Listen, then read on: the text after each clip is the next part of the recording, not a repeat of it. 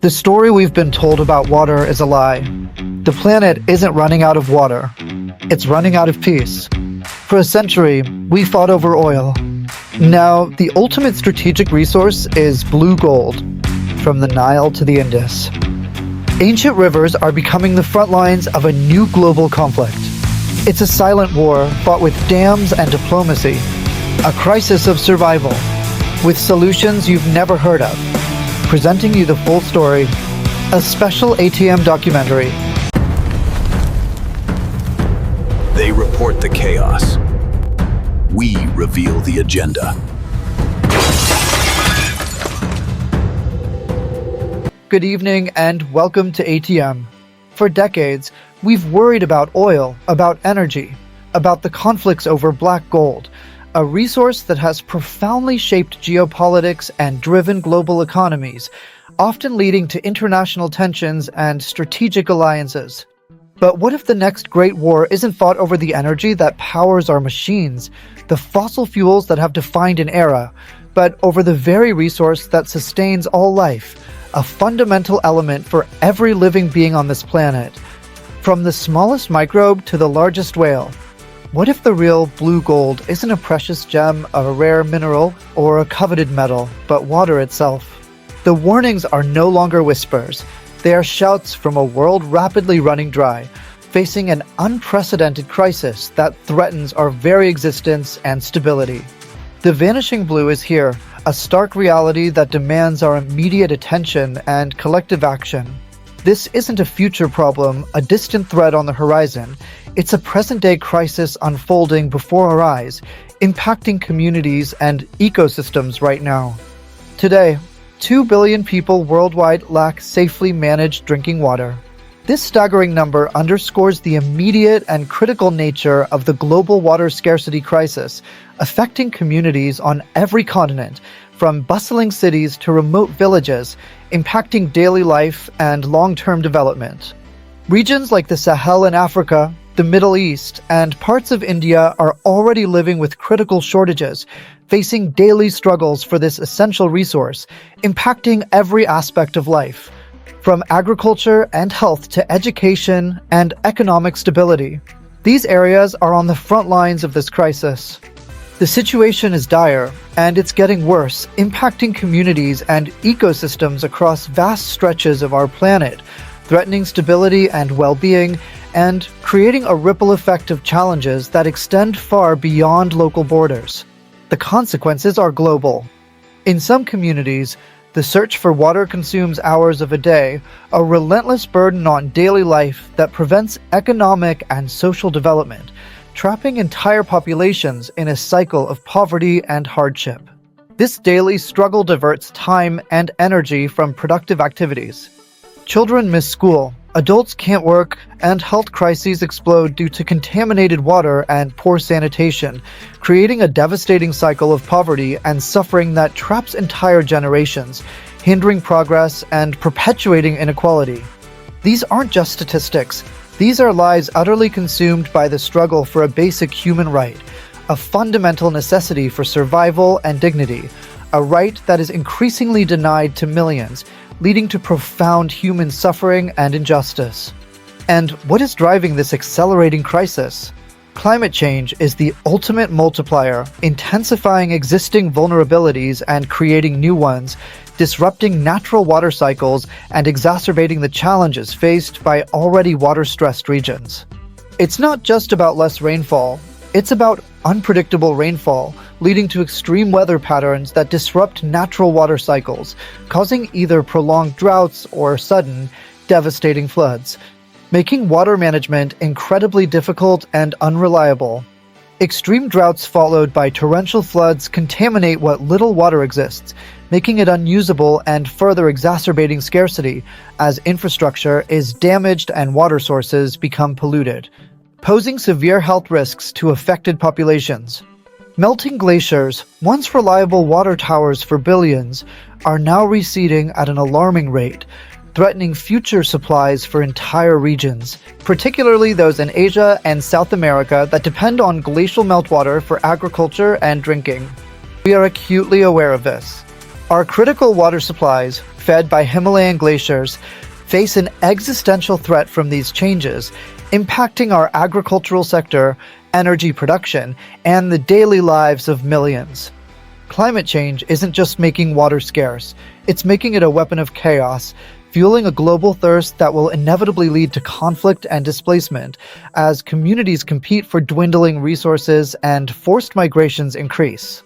The scientific consensus is clear. Without drastic action, this crisis will engulf entire regions, escalating global instability and humanitarian challenges, creating a future where water, not oil, becomes the primary source of international tension and conflict. The UN projects that by 2040, a staggering 33 countries will face extreme water stress, a grim outlook for the future if current trends continue unchecked, impacting billions of lives and potentially leading to widespread social unrest and economic collapse.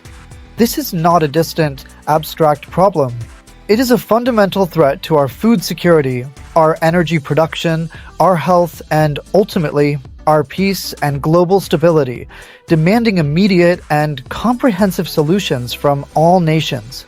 The vanishing blue is a reality we must confront, demanding immediate and collective action to secure a sustainable future for all, before it's too late and the consequences become irreversible, impacting generations to come. We've established the terrifying scale of global water scarcity, a crisis that deepens with each passing year. But to truly understand the future it portends, to grasp the geopolitical shifts and potential conflicts on the horizon, we must first look to the past, to a resource that once dominated global power struggles. For over a century, the world has fought, conspired, and built empires over one strategic resource, oil, famously dubbed the Black Gold. Its control dictated the rise and fall of nations, fueled industrial expansion, and shaped the very map of global power. Now, as the planet faces unprecedented environmental challenges and its freshwater reserves dwindle, water, often referred to as blue gold, is poised to take its place as the ultimate prize, becoming the new focal point of international competition and potential conflict. Part 2, From Black Gold to Blue Gold. This segment will delve into the historical parallels and critical differences between these two vital resources, setting the stage for understanding future global dynamics. Think about it. From the oil-rich fields of the Middle East to the strategic pipelines of the Caspian Sea, the control of oil-dictated alliances sparked covert operations and ignited brutal wars, such as the Gulf War, which reshaped regional power structures and global energy markets. Nations rose and fell on its supply, their economies and military might intrinsically linked to oil access. Powerful oil cartels influenced global politics, wielding immense economic and political leverage. Military might was frequently projected to secure access to these vital reserves, ensuring a steady flow of this essential commodity. This history provides a chilling blueprint, a stark reminder of how a single resource can drive global conflict and cooperation.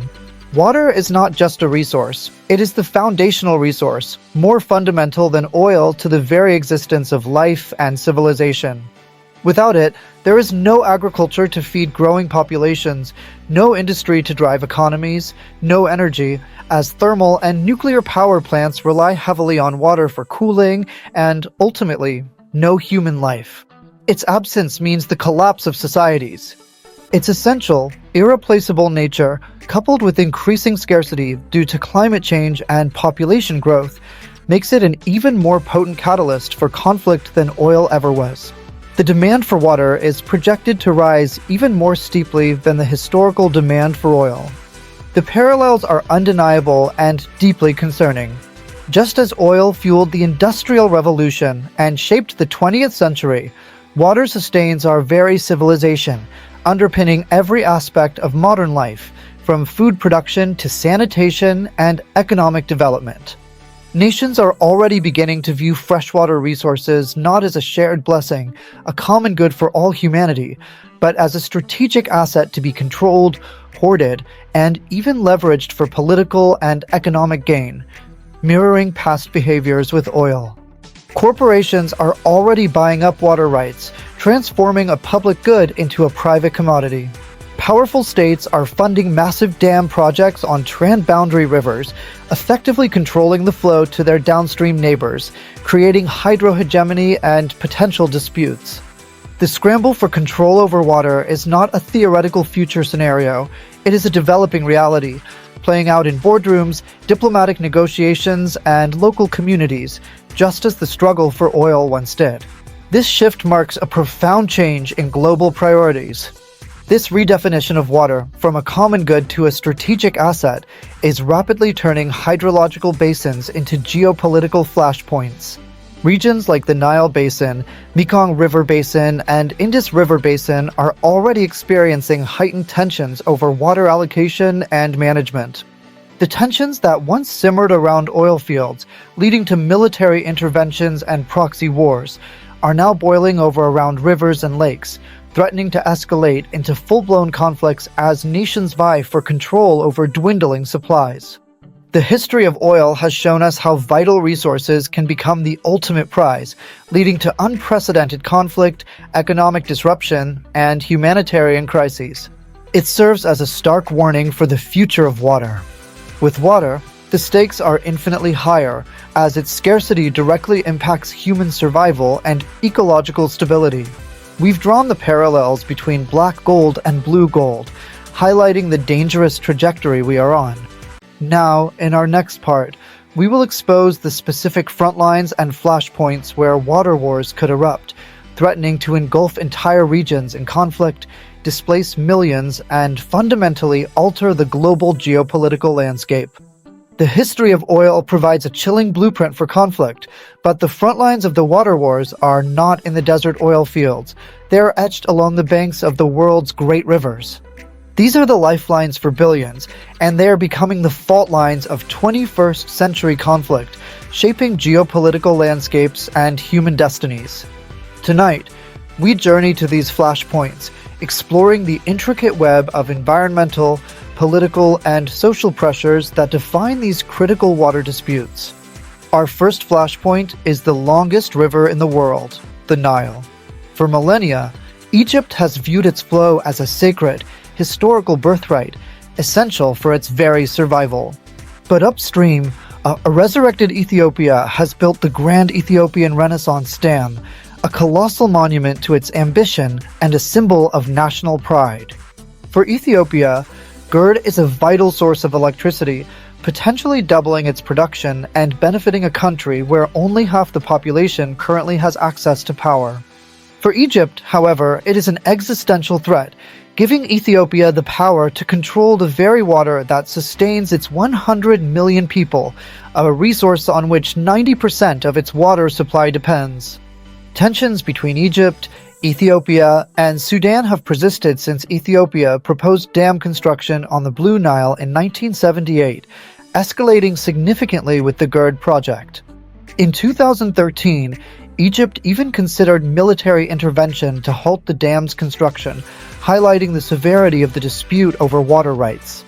Years of negotiations, including mediation attempts by the African Union in July 2020, have collapsed into a stalemate of mutual suspicion, with no formal agreement reached.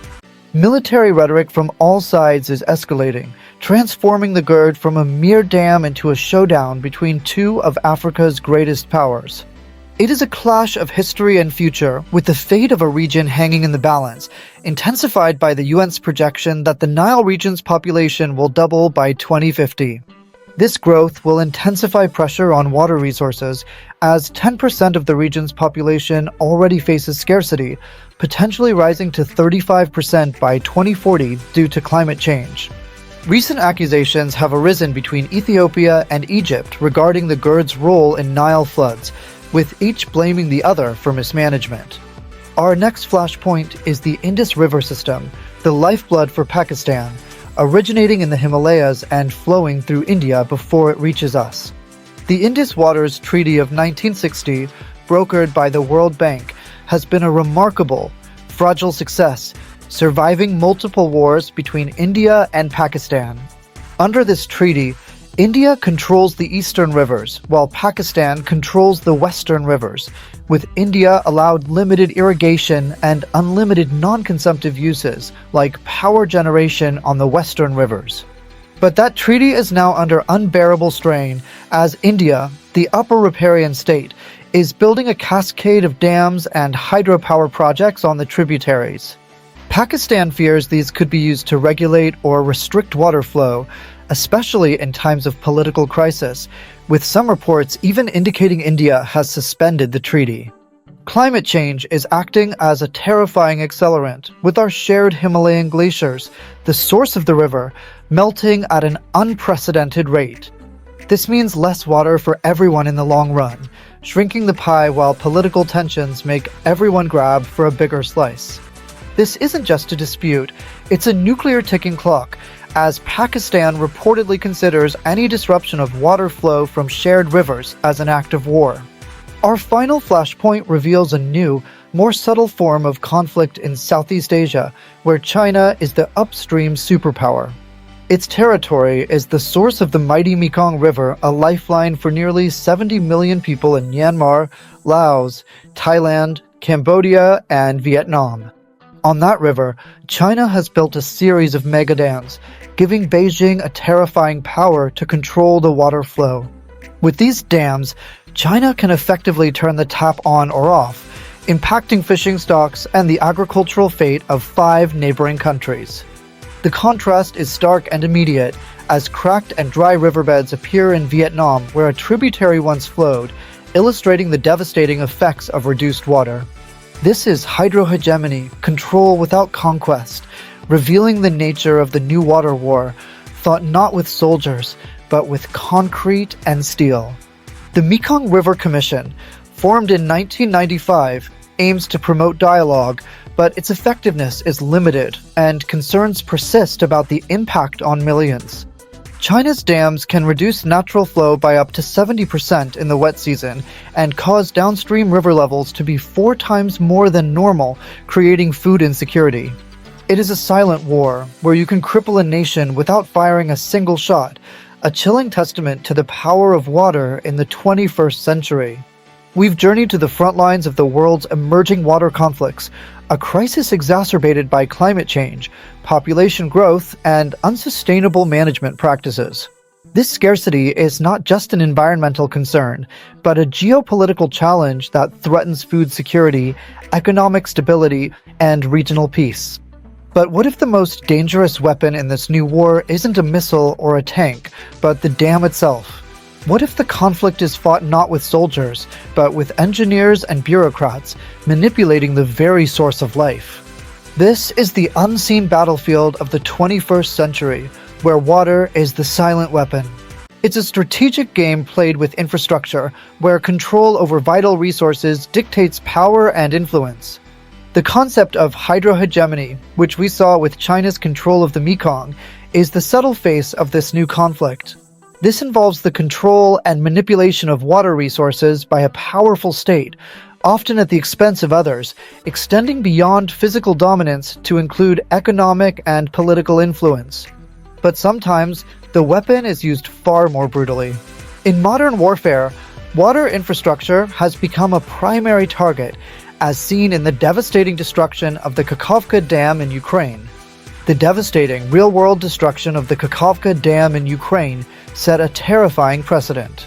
This act of sabotage unleashed catastrophic floods, crippled agriculture, and created an ecological disaster zone. It demonstrated how a single act of sabotage can unleash a catastrophic flood, cripple agriculture, and create an ecological disaster zone, achieving military objectives without a prolonged fight.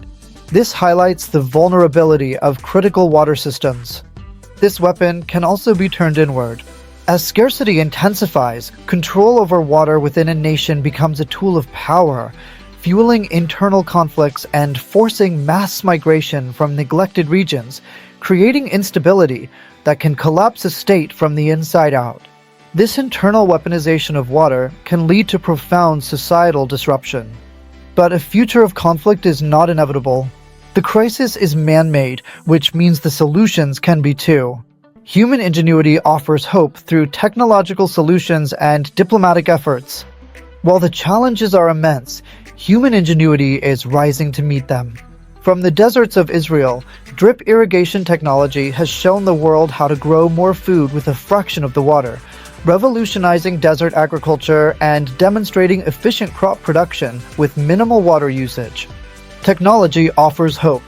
Advanced desalination, while costly, is becoming more efficient, providing a reliable water source in arid regions. These innovations are crucial for expanding access to fresh water.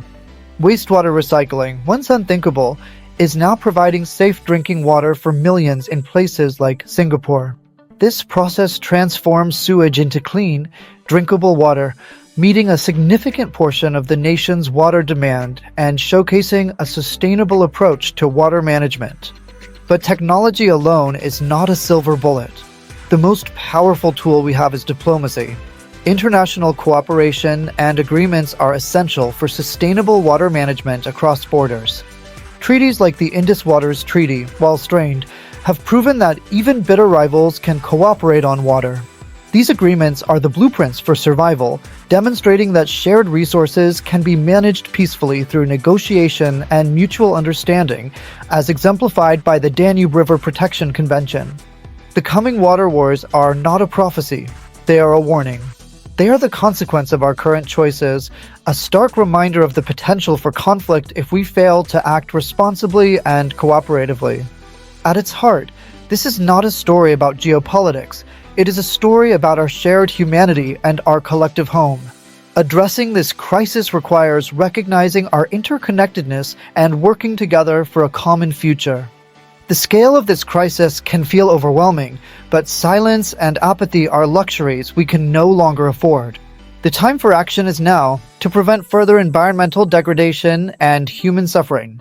The conversation must begin now, in every home, in every community, in every hall of power. We must raise awareness, promote cooperation, and implement sustainable solutions to ensure a future where water is a source of cooperation, not conflict. So, what do you think? Can technology save us, or is a fundamental shift in our economic and political systems required? Your insights and engagement are crucial for navigating this complex challenge. If this documentary made you think, please give it a like. Share it to raise awareness. Comment below with one idea for saving water in your community. Every action, no matter how small, contributes to the larger solution. And subscribe to ATM for more deep dives into the issues that will define our future. Water is the source of all life. It must be a source of cooperation, not conflict. The choice is ours, and it is a choice we must make together for the well-being of all.